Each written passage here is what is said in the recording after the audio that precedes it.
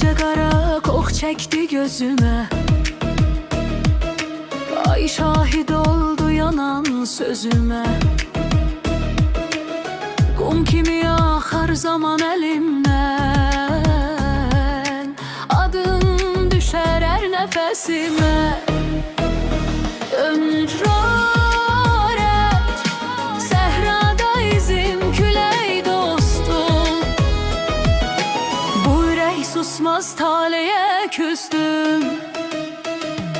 Ya Leyl ya Leyl dönme arkana, bu eşk yazılıp kanıma.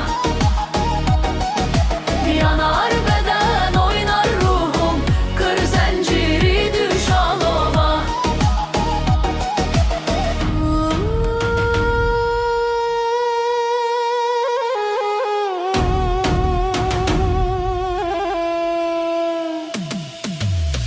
Bileklerimde kızıl ses, adımlarım sirli heves. Bir bakışın bin günah, bu gece aramam güzel nefes. Ön ara döyer sinemde, sirrin gizli her kelimende. Ya Leyl ya Leyl bak gözüme, bu ateş düştü öz özüme. Yanar beden oynar ruhum, bu sevda sığmaz sözüme.